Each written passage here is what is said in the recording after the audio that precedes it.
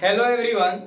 आज हम लोग देखेंगे जो भी एग्जाम के तैयारी कर रहे हैं, यानी अभी अभी जो 10 क्लास के एग्जाम के तैयारी कर रहे हैं उनके लिए यह है। यह जान लीजिए कि एग्जाम में आएगा ही आएगा, न आने की सवाल ही नहीं होता। यानी आपका अगला बार यानी इस बार पूछने वाला एग्जाम में a बराबर r/2। आज हम लोग इसको सिद्ध करके आपको दिखाएंगे कि a बराबर r/2 कैसे आता है। हर बार पूछा हुआ यह क्वेश्चन है, इस बार भी पूछेगा कि a बराबर r/2 कैसे आता है। ध्यान से देखिए, क्वेश्चन कितने तरीके से पूछ सकता है, क्वेश्चन पूछने के तरीका क्या हो सकता है। यानी इस बार के जो लोग एग्जाम में तैयारी कर रहे हैं 10 क्लास के, वो जरूर इस वीडियो को देखें, एकदम आपको यानी समझ में आएगा। और एक बार देख लीजिए वीडियो में, यानी एक बार आप देखिए फिर जिंदगी में कभी नहीं आप भूल पाएंगे, यह हमारा गारंटी है। एक बार देखें और जीवन भर आपको यह याद होगा। और जीवन भर एक दिन 5 नंबर लीजिए फ्री में 5 नंबर अगर लेना है तो इस वीडियो को देखिए। यानी a बराबर r/2 यानी एग्जाम में आने वाला क्वेश्चन है, यह आएगा ही आएगा। देखिए क्वेश्चन कैसे पूछ सकता है। क्वेश्चन पूछ सकता है कि फोकस दूरी और वक्रता त्रिज्या में संबंध बताएं। एक के मतलब होता है फोकस दूरी, एक का मतलब फोकस दूरी होता है, फोकस दूरी कहते हैं। और इस r के मतलब होता है वक्रता त्रिज्या, वक्रता त्रिज्या इसको बोलते हैं। यह जो कहलाता है वक्रता त्रिज्या कहलाता है। तो यानी एक क्वेश्चन बोल सकता है कि फोकस दूरी और वक्रता त्रिज्या में संबंध बताएं। फोकस दूरी और वक्रता त्रिज्या में संबंध पूछ सकता है। देखिए तो क्वेश्चन पहला नंबर ए पूछ सकते हैं। यह 2 मिरर में बनाई जाती है, एक अवतल के लिए अलग बनता है और उत्तल के लिए अलग बनता है। अवतल के लिए अलग और उत्तल के लिए अलग, यह आज ही हम दोनों सीखेंगे। अवतल में भी निकालने के लिए और उत्तल, यानी दोनों में से कोई एक आएगा ही आएगा। दोनों में से की तो अवतल में आएगा और नहीं तो उत्तल में आएगा। तो दोनों आज हम लोग सीखेंगे कैसे बनाए जाते हैं। ध्यान से देखिए, एकदम गारंटी के साथ यानी आपको समझ में आएगा।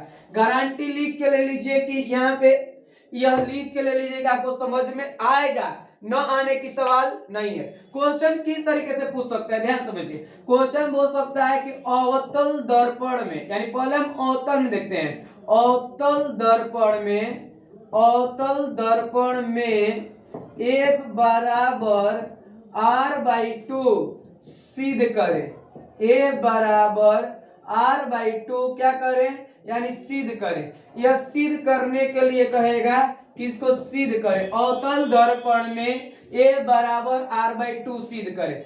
जब ऐसा प्रश्न हो कि अवतल दर्पण में a बराबर r/2 सिद्ध करें, तो बस आसान तो है, इसमें कुछ करना ही नहीं है, बिल्कुल आसान है। देखिए ध्यान से, यह एक फिगर को सबसे पहले यहाँ पे एक फिगर को बनाते हैं। यह फिगर है, मान लीजिए एक अवतल दर्पण के यह फिगर है। यह एक जो दर्पण है यानी जो फिगर है, इसको इमेज को जो देख रहे हैं, यह इमेज है एक प्रकार के अवतल दर्पण के।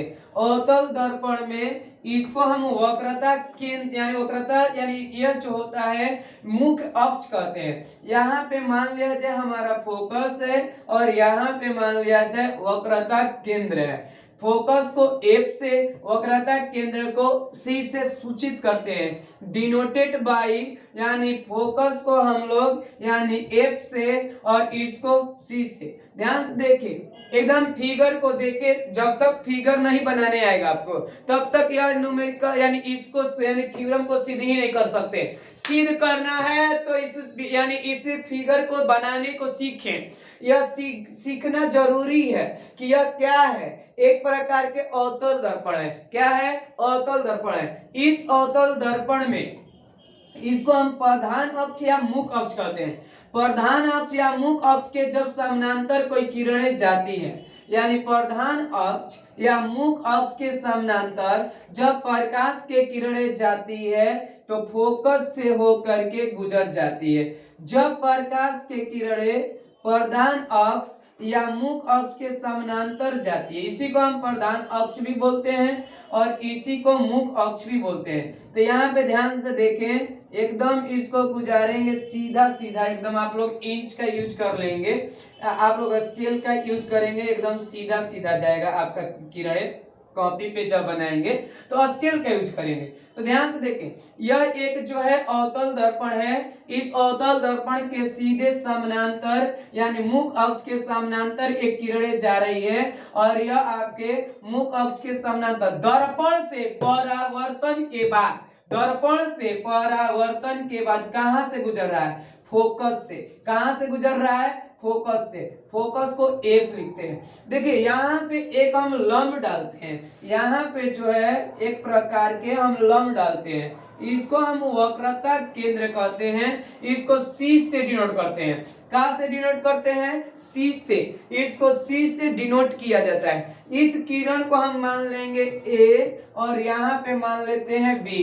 इस दर्पण का नाम है एम एन। इस दर्पण का नाम है एम एन। दर्पण का नाम है एम एन। यह एम एन नाम के एक अवतल दर्पण है। इसके दर्पण के यानी मध्य बिंदु को, दर्पण के मध्य बिंदु को ध्रुव कहते हैं। ध्रुव पे P है, यहाँ पे फोकस F है, यह वक्रता केंद्र C है।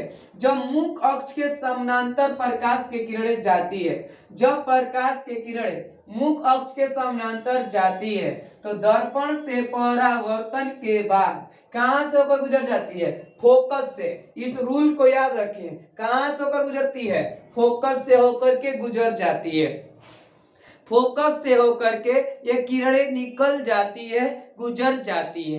तो इसको बनाने के लिए अब हमें बस इतना देखेंगे ध्यान से। हम एक समतल दर्पण पे इस डायग्राम को ही पेश करते हैं। इस पेश यानी इस डायग्राम को हम लोग समतल दर्पण पे आकर के सीखते हैं। देखिए क्या किया गया यहाँ पे किरणें, यह एक प्रकार के समतल दर्पण है। तो जब समतल दर्पण है तो किरणें ऐसे आती हैं, ऐसे चली जाती है। यह जिस बिंदु पे आकर पड़ती है इस पे एक अभिलंब डाल दें तो इसको कोण आई कहते हैं और इसको कोण आर कहते हैं। हई आपतित किरण है, इसको आपतन कोण कहते हैं। आपतन कोण को आई से और परावर्तन या परावर्तित किरण है, इसलिए इस कोण को परावर्तन कोण कहते हैं। इसको आर से डिनोट करते हैं। तो इस हिसाब से अगर हम देखें यहाँ पे तो यह क्या होगा हमारा? इसको हम बोल सकते हैं यह आने वाली किरण है, दर्पण पर जाकर टकरा रही है। तो जब आ रही थी इसको कोण आई और यह जो हो रहा है परावर्तित हो रही है। जैसे देखिए यहाँ पे आ रही थी तो कोण आई, जा रही थी परावर्तित हो रही थी तो कोण आर। तो यहाँ पे क्या होगा? कोण आर। एक और बात सीखे बेटा जी, मान लिया जाए दो को यहाँ पे दो समानांतर रेखाएं हैं। जब दो समानांतर रेखाओं को एक तिर्यक रेखा प्रतिच्छेद करती है, जब दो समानांतर रेखाओं को एक तिर्यक रेखा प्रतिच्छेद करती है तो इसका यानी यह हमारा जो कोण होता है इस कोण के अंत एकांतर कोण से, यह अंत अंदर में इसलिए अंत एकांतर कोण से यानी अंत एकांतर कोण से यह बराबर होता है। तो यहाँ पे कोण आई है तो कोण आई और यहाँ पे भी क्या हो जाएगा यानी अंत एकांतर कोण से। देखिए दो यह समानांतर रेखाएं हैं, एक मुख अक्ष इसके समानांतर ए बी किरणें आई है। तो यह समानांतर रेखा है तो कोण आई बटा यह वाला क्या हो जाएगा? इहो कोण आई हो जाएगा, इहो कोण आई। जरा सोच के देखिए हई जब आपस में बराबर है तो हई वो आपस में कितना ही होगा। जैसे मान ले जाए 30 डिग्री तो हई हो 30 डिग्री, हई 30 तो हई हो 30 और तो हई दोनों भी क्या होगा? अपना में दोनों बराबर होगा यानी ए भी 30 कहलाएगा। नहीं समझ में क्या गया? आया ना समझ में?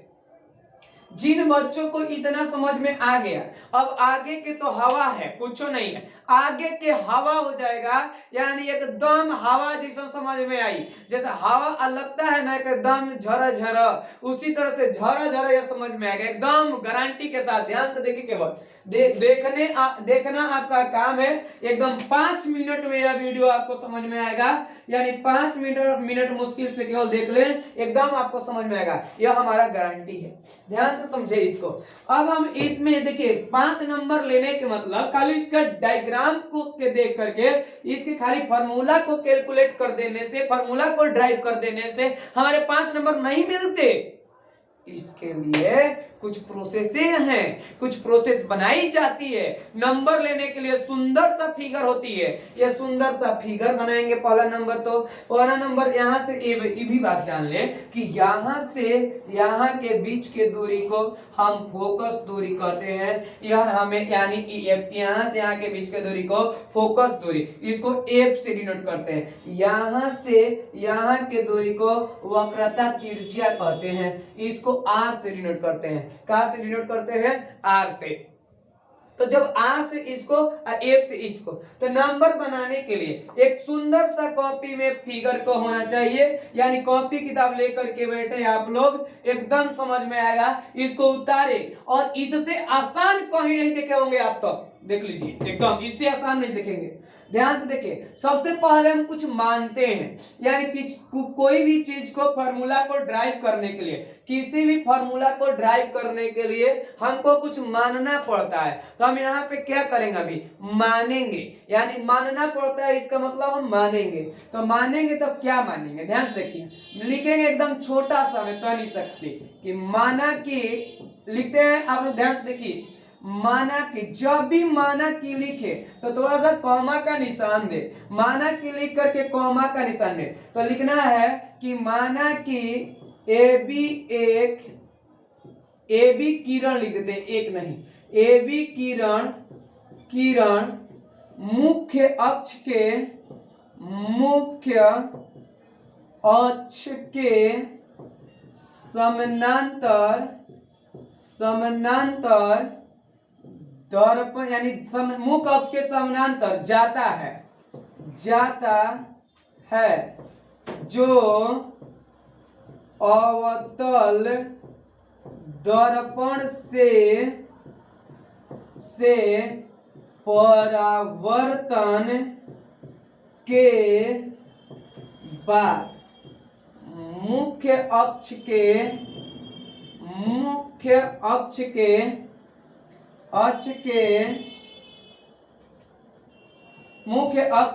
फोकस से, यानी मुख्य अक्ष के, हम यहाँ पे मुख्य अक्ष ना लिख करके लिख सकते हैं दर्पण से परावर्तन के बाद, यानी फोकस से भी बोल सकते हैं कि फोकस से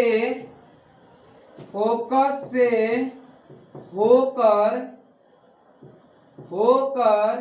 गुजर जाता है। यहाँ देख लीजिए, फिर से मिला लीजिए, माना कि ए बी किरण मुख्य अक्ष के समानांतर जाता है, ए है और बी है, ए बी किरण मुख्य अक्ष के समानांतर जाता है, जो अवतल दर्पण से परावर्तन के बाद फोकस से होकर गुजर जाता है, यानी गुजर जाता है। तो क्या हो सकता है? तो फोकस दूरी और वक्रता तिर्ज्या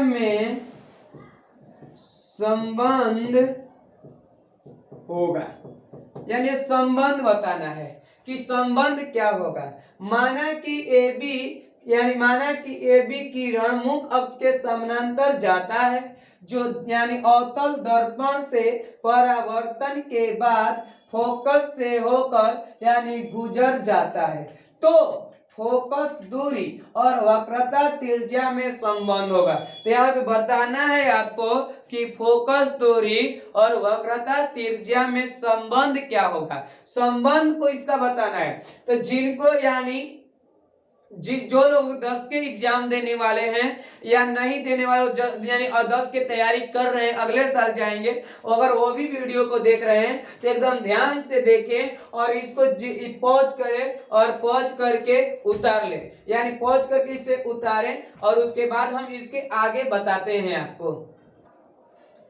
अगर इसको पॉज कर लिए तो यानी इसको उतार लिए, अगर आपको उतारना नहीं सब पड़ता है तो इसको स्क्रीनशॉट लेकर के रख ले, बाद में उतार लीजिएगा। यानी लेकिन आप अगर ऐसा कर रहे हैं, स्क्रीनशॉट लेकर के रख रहे हैं और उसको नहीं उतार पा रहे हैं तो अपने जिंदगी के साथ आप खिलवाड़ कर रहे हैं। इसलिए जहां तक प्रयास करें इसको कॉपी में उतार करके नोट डाउन करके रखें। इसके आगे आप देखेंगे, इसके आगे हम देखते हैं। अब इसको सिद्ध करने के लिए प्रोसेस शुरू करते हैं, देखेंगे ध्यान से एकदम 5 मिनट में, यहीं से तो कहानी है। इसके आगे तो कुछ नहीं था कि माना कि हम क्या बोलेंगे, माना कि ये भी एक यानी ये भी किरण मुख अक्ष के समानांतर जाती है जो दर्पण से परावर्तन के बाद फोकस से होकर गुजर जाती है, तो वक्रता, त्रिज्या और फोकस दूरी में संबंध होगा। ये संबंध पूछ रहा है कि संबंध क्या होगा। 1 नंबर में ऑब्जेक्टिव में पूछता है कि वो यानी ऑब्जेक्टिव में भी पूछता है इस क्वेश्चन को कि वक्रता, त्रिज्या और फोकस दूरी में संबंध क्या है, तो बस ऑप्शन में जहां पे दिया रहेगा a बराबर r/2 वे तुम्हारा सही है। सही है, एकदम क्लियर है। ध्यान से आगे देखते हैं आप। अब यहाँ पे हम लोग यानी क्या लिखते हैं, यहाँ पे एक हम यहाँ से देख रहे हैं कि यह कोण आपस में क्या है, बराबर है। तो जब कोण बराबर है तो हम यहाँ पे लिख सकते हैं, यानी यहाँ पे लिख सकते हैं कोण, इसका नाम क्या है, A B C. A B C क्या है, देखो तो ए बी सी यानी ई वाला कोण क्या है, बराबर है। किस वाला कोण के बराबर है, ई वाला कोण, हाई कोण परावर्तन के नियम से बराबर होता है। ई कोण का नाम क्या है, C B F, C B F के बराबर है। तो हम यहाँ पे लिख लेंगे कोण सी बी एफ, यानी कैसे का, यानी इसको मानते हैं समीकरण 1, ये कैसे बराबर है, यो लिखना होता है। तो यहाँ पर लिख देते हैं तो बहुत अच्छा, नहीं लिखते तो कोई बात नहीं, लेकिन आप लोग लिख के एग्जाम में बनाएंगे 5 नंबर परफेक्ट मिलेगा। यहाँ पे क्या होगा, यहाँ पे हम बोलेंगे प्रकाश के परावर्तन के नियम से, या उतना लंबा नहीं लिखना चाहते तो खाली लिख लीजिए परावर्तन के नियम से, परावर्तन के नियम से यह क्या है, यह बराबर है। तो अब क्या बराबर है, ध्यान से देखिए, यह कोण इस कोण के बराबर है, यानी ई वाला जो कोण है इस कोण के बराबर अंत एकांतर कोण से। इस कोण का नाम क्या है, कोण का नाम है ए बी सी बराबर, इस कोण का नाम क्या है, इस कोण का नाम है यानी बी बी सी ए, यानी यह सी वाला है। जिसका कोण लिखना होता है उसे बीच में लिखा जाता है, यानी जिसको कोण में के पद में लिखना होता है उसको कहाँ में लिखते हैं, बीच में लिखते हैं। तो यहां से हम लेंगे ए, यानी यहाँ देखिए इस सी वाला को लेना है तो बस सी यानी बी सी ए, बी सी बीच में आ रहा है, इसका मतलब सी वाला कोण। इसको लिखते हैं समीकरण 2 का के नियम से, तो अंत एकांतर कोण से, अंत एकांतर कोण से, यह क्या है, अंत एकांतर कोण से बराबर है। हम बोल सकते हैं अंत एकांतर कोण से यह क्या हो गया, बराबर हो गया। तो बराबर हो गया तो ई वाला के बराबर ई है, यानी ई वाला के बराबर ई वाला बराबर ई। जैसे 5 रुपया में 10 को आम, और अगला 5 रुपए में भी यानी 5 को आलू, ये का मतलब आलू आम का है, रेट क्या है, बराबर है, यानी इन दोनों को इक्वल कर सकते हैं। ऐसे समझो ना कि है ना पर वही है, एकरा जगह पहला के रख दो, तो कोण सी बी ए बराबर कोण बी सी ए, यानी हाई दोनों का हो गया बराबर। ई कहां है कोणवा बाबू, देख तो यहाँ पे यानी ई है सी बी ए, तो सी बी ए मतलब ई वाला कोण, और इसका नाम क्या है, बी सी ए, तो बी सी ए मतलब ई वाला कोण, यानी ई वाला कोण आपस में है। एक रूल सीखो यहाँ पे बाबू, सीखते हैं एक रूल आप लोग सीखेंगे। यह मान लिया जाए यह एक प्रकार के त्रिभुज है, इस त्रिभुज में ई वाला कोण इस कोण के बराबर है। तो रूल कहता है क्या कि किसी भी त्रिभुज के यानी किसी भी त्रिभुज के जब दो कोण आपस में बराबर होते हैं तो उसकी संगत भुजाएं भी आपस में क्या होती है, बराबर होती है। उसकी संगत भुजाएं भी आपस में बराबर होती है। यानी किसी भी त्रिभुज के जब दो कोण आपस बराबर हो तो उसकी संगत भुजाएं भी आपस में क्या होती है, बराबर होती है। इसका मतलब ई दो कोण आपस में बराबर है तो इसकी संगत भुजाएं क्या है, इसकी संगत भुजाएं एकदम बराबर है। एकदम हवा हवा जैसे समझ में आ रहा होगा आप लोग को, ध्यान से केवल देखिए ना। अतः ई दोनों कोण बराबर है तो बराबर है तो इससे संगत भुजाएं भी बराबर होंगी। देखो हाई कोण और हाई कोण बराबर है, हेकर भुजा हाई है और हेकर भुजा हाई है, तो हाई भुजा और हाई भुजा आपस में क्या होगा, बराबर होगा। यानी इस भुजा का नाम क्या है, उस भुजा का नाम है यानी BF बराबर CF, BF बराबर CF। यह BF जो है CF के बराबर है। समीकरण 3 मान लेंगे, समीकरण 3। अब यहीं तक यहां तक जिनको आ गया, यहां तक जिनको भी आ गया उसके आगे समझने की जरूरत नहीं है, उसके आगे एकदम समझ में आएगा। एक छोटा सा पॉइंट है, अगर वो पॉइंट आप समझ गए तो इसके आगे कुछ नहीं करना, एकदम हवा हवाई हो जाएगा। ध्यान से देखो यहाँ पे क्या है, यहाँ पे हम बोलते हैं यह जो बिंदु B है ना बाबू, ये बिंदु B आपको जो दिखाई दे रहा है, अगर बिंदु B मान लिया जाए कि यहाँ न होकर के यानी P के काफी निकट होता, यानी P के काफी निकट होता तो जो BF है यह PF के लगभग लगभग करीब बराबर होता। यह जो BF है यह PF के करीब करीब लगभग बराबर होता, क्या होता, बराबर होता। तो यहाँ पे जो BF है यहाँ पे आ जाएगा यानी PF के बराबर हो जाएगा। क्या के बराबर हो जाएगा, PF के। तो हम कब होगा, जब इसके निकट होता तो यहाँ पे हम लिखते हैं कि दोनों के एक ही बिंदु हम मान लेते हैं। तो लिखते हैं कि यदि बिंदु B बिंदु P के काफी निकट होता तो बिंदु B और P को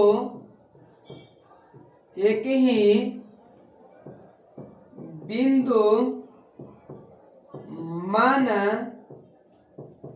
जाता, अतः माना जाता। अतः क्या होता है, BF यानी यहाँ पे लिख देते हैं अतः BF बराबर हो जाता CF के, सॉरी यानी PC यानी PF के।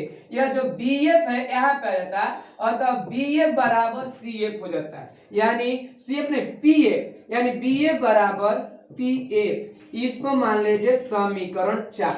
यह BF का है, यह BF यहाँ पे होता था BF बराबर PF, BF बराबर PF, BF बराबर PF, यह PF हो जाता है। तो यह देखिए BF E वाला है और BF E वाला है, BF के बराबर CF है और जगह BF की जगह यह आ जाएगा क्या, CF, और CF आ जाएगा ना, आ जाएगा कब, समीकरण 3 4 में तुलना करेंगे तो हम लिखते हैं समीकरण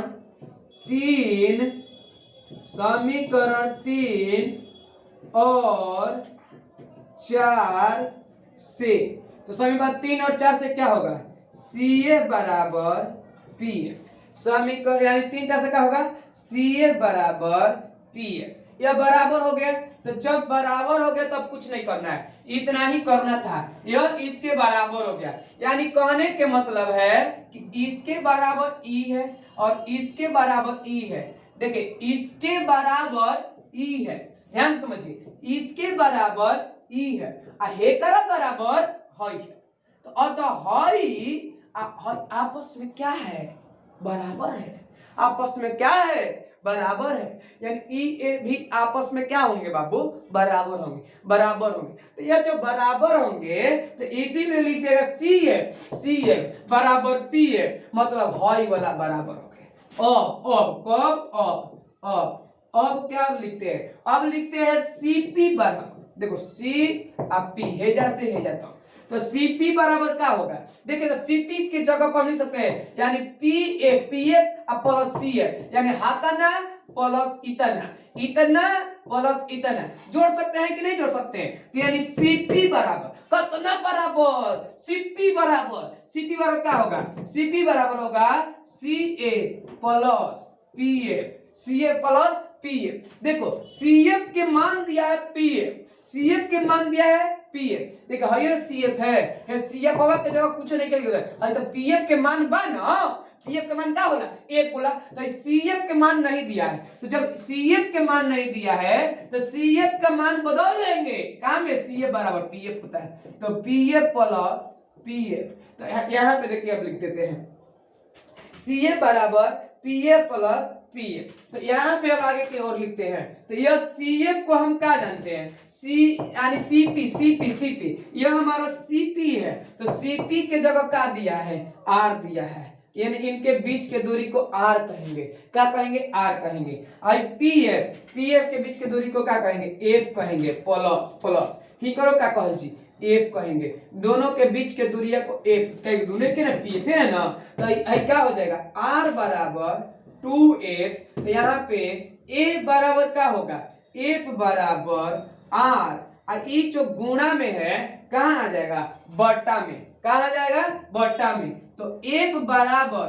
R बटा में 2, F बराबर R बटा में 2, एकदम देख लीजिए F बराबर R बाई 2, F बराबर R बाई 2, प्रमाणित ये तो लाना था यानी प्रूफ्ड, यह प्रूफ्ड हो गया, यानी A बराबर R बाई 2, देखिए ये तो लाना था A बराबर R बाई 2, नहीं आगे का नहीं आ गया, आगे ना एकदम आ गया, इसको यानी एकदम गारंटी के साथ आप एक बार इसे उतार लें, यानी बोर्ड से एक बार उतार लें और एक बार घर पे बना लें, एक बार उतार लें और एक बार घर पे बना लें, एकदम गारंटी के साथ आपको आ गया होगा। इसको पॉज करें और पॉज करके यह अवतल के लिए है, उत्तल के लिए आगे एक और वीडियो इसका पार्ट 2 देखिएगा, यह पार्ट 1 है, आप पार्ट 2 में जाकर के देखिए इसका यानी दूसरा वीडियो दिखाई देगा, यहाँ पे पार्ट 1 है और पार्ट 2 में यानी उत्तल के लिए आएगा, दोनों में एग्जाम में कौन पूछ सकता है, यह पूछने का ही पूछेगा न के सवाल नहीं है, दोनों में कोनो एगो